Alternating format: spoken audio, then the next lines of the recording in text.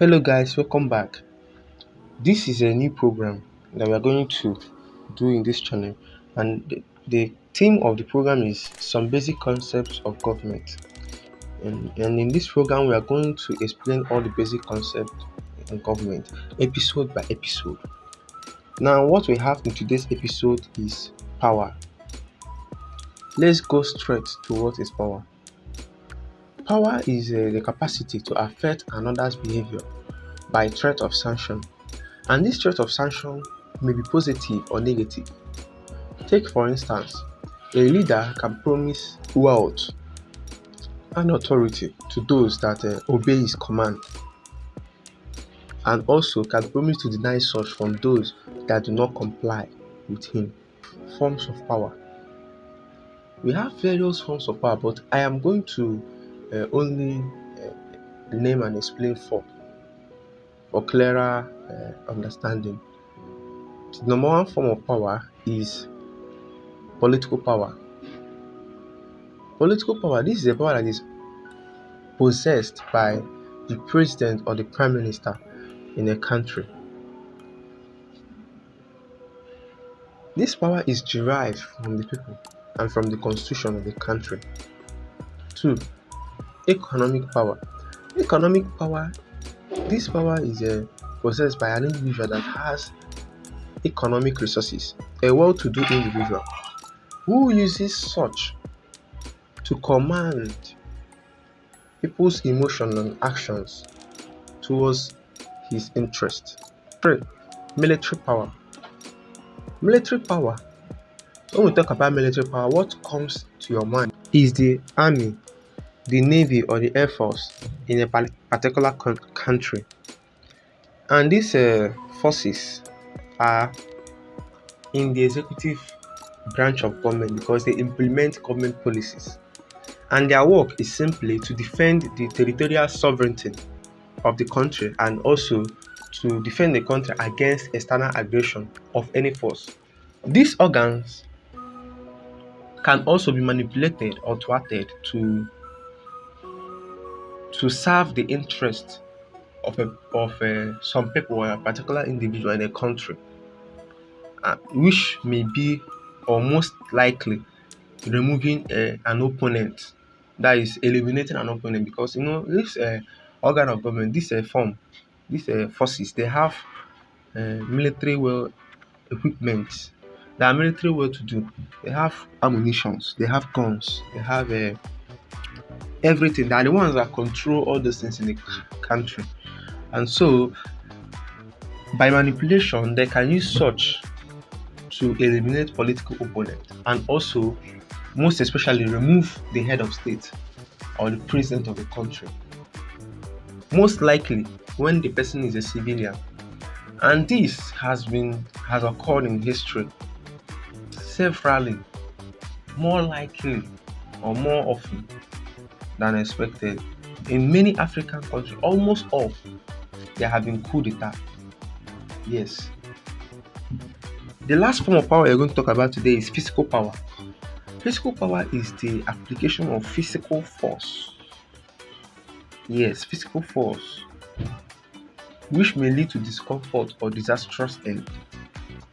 When an individual is physically well-to-do, physically built up, fitness, he has more muscles than another individual. He can physically coerce the individual to do what he wants him to do or to follow his interest. Or when an individual has thugs around him, he can command respect from others, or he can command others to do against their will. He can exercise power on others, which we explained that is the capacity to affect another's behavior by threat of sanction or by any other threat. The final part we are going to talk about in this acquisition and exercise of power is the sources of power or the acquisition and exercise of power. We have several ways by which power can be acquired or gotten. We are going to only name and explain this in this teaching. The number one is the constitution. The constitution is the number one source of power. Is number one means by which power can be acquired, because the constitution spells how or specifies the derivation of power and how it can be exercised. It explains how power can be acquired and how it can be used on the masses. Through election, power that is originally in the hands of the people is being transferred to a body called the government. Yes. Number two, through coercion, power can be gotten by an individual through the use of force.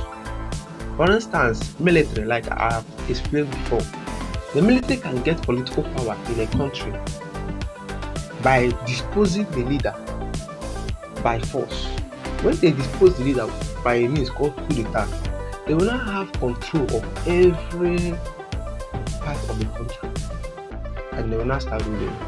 We have experienced that even in Nigeria and so many parts of the country. The third one we're going to talk about is charisma. Through charisma, a person that is more brilliant than others can exercise authority and command respect from others through his intelligence and smartness. The fourth one we're going to talk about is economic resources. Economic resources, this may include money, property, investment, shares, stuff like that.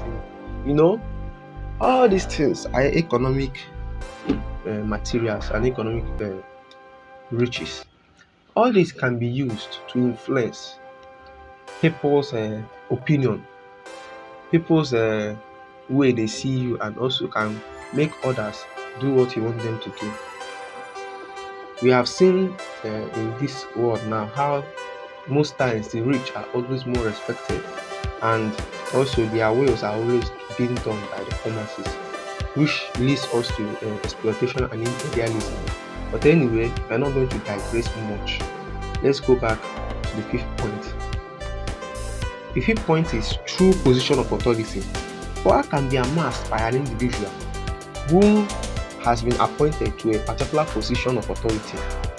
Yes, when you are appointed to a particular position, you inherently inherit the power that is associated with that position. Let's say you are appointed through election to be a chairman of a community or a committee. Automatically, you have the power of a veto if it is specified. Yes. The final part we're going to talk about is inheritance. Power can be acquired by inheritance. Look at the British, the monarch. Yes, they have power by inheritance. When someone is born into a royal family, the person have inherited the power, and the person can use the power as someone that is born by the queen.